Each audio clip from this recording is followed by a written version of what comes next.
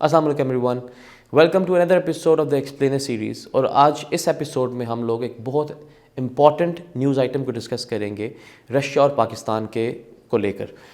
अभी आपने रिसेंटली सुना होगा न्यूज़ में कि Russia has allowed Pakistan to receive discounted oil. हमें पता है कि रशिया के ऊपर जब सैंक्शंस लगी थी आफ्टर इट्स यूक्रेनियन इन्वेजन, तो इंडिया, चाइना और दीगर ममालिक को रशिया ने $30 $25 $29 के डिस्काउंट तक ऑयल जो है प्रोवाइड किया है। तो पाकिस्तान से लोग मतलब ये डिप्लोमेटिकली इंटरनेशनली क्वेश्चन किया जाता था कि पाकिस्तान क्यों नहीं फिर इस कर रहा। तो रिसेंटली एक डेलीगेशन गया था रशिया, और अभी तक जो ख़बरें हैं उसके मुताबिक ये कहा जा रहा है कि रशिया ने इसको अलाउ कर दिया और हमारा एक कोई मेमोरेंडम साइन होगा उनके साथ। बट इस वीडियो में मैं आपको थोड़े से चैलेंजेस बताना चाहता हूँ कि क्यों मुझे लगता है या क्यों ऐसी डेवलपमेंट को मटेरियलाइज़ होने में थोड़ा टाइम लग सकता है, या ऐसी डेवलपमेंट मटेरियलाइज़ ही ना हो सके। उसके कुछ रीज़न्स बताना चाहता हूँ वेरी क्विकली। सबसे पहले तो देखें, पाकिस्तान इस वक्त IMF के प्रोग्राम में है। IMF एक US का इदारा है, US की उसके के अंदर डोमिनेंस है।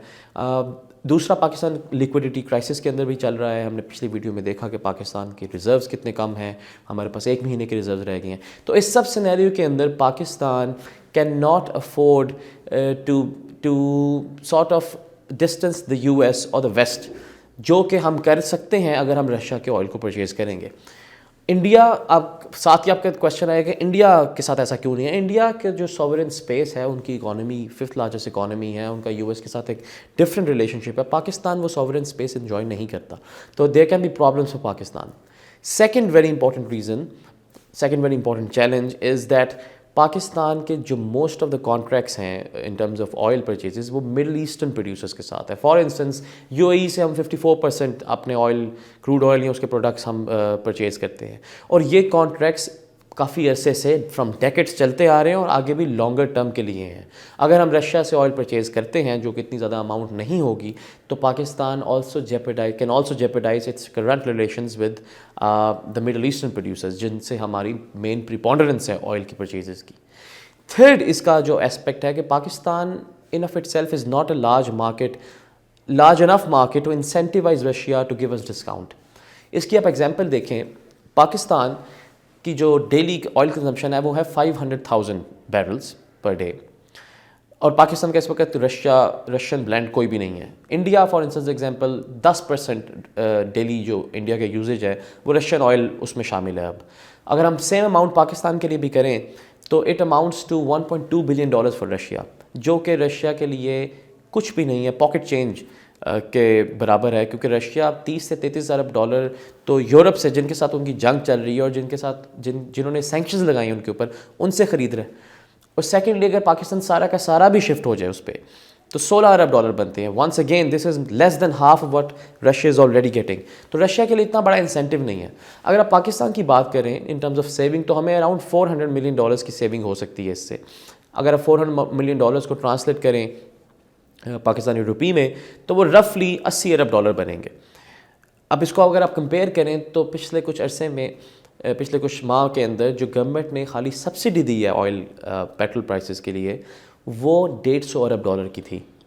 तो अगर आप इसको कंपेयर करें तो आपको पता लगेगा कि हमारी सेविंग्स, अलबत्ता हमारी सेविंग्स होंगी, मगर ये सेविंग्स को इतनी ज़्यादा इंपॉर्टेंट नहीं है कि हम, जो मैंने अभी 2 ऊपर वाले पॉइंट्स आपको बताए, उनको रिस्क करें। अगला पॉइंट, एक और पॉइंट जो बहुत इंपॉर्टेंट है, वो है टेक्निकल पॉइंट। देखें, जब ऑयल की डिफरेंट फॉर्म्स होती हैं, स्वीट ऑयल और स्वीट क्रूड ऑयल और सोर क्रूड ऑयल। स्वीट और सोर के अंदर क्या फ़र्क है? सल्फ़र कंटेंट का।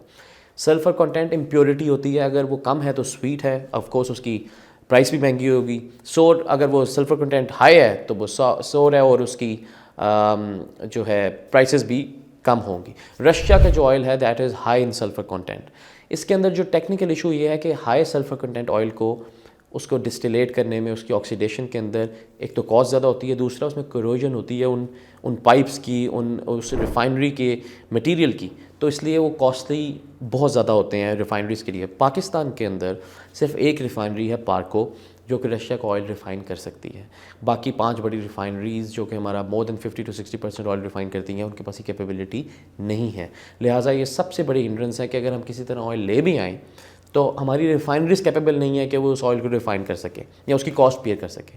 एडिशनली, अगर आप फ्रेट कॉस्ट की बात करें तो रशिया अगर हम मिडल ईस्ट से जो ऑयल मंगवाते हैं उसका $1 to $1.5 पर बैरल हमें फ्रेट कॉस्ट पड़ती है। इसके ऑपोजिट अगर आप रशिया से मंगवाते हैं तो it will cost us around $8, जो कि 6 to 7 टाइम्स मोर है। तो पाकिस्तान ऑफ कोर्स अगर पैसे कहीं से एक एंड से बचा रहा है तो दूसरे एंड से उसको पैसे ज़्यादा देने पड़ेंगे।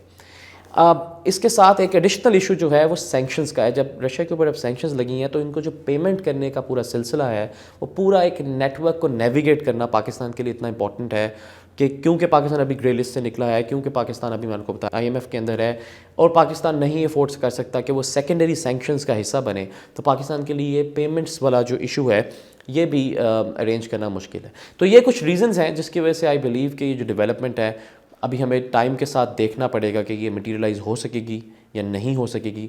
It is too early to be happy right now. I hope you enjoyed the video. I will paste some links in the description as always for your reading, and thank you so much for watching.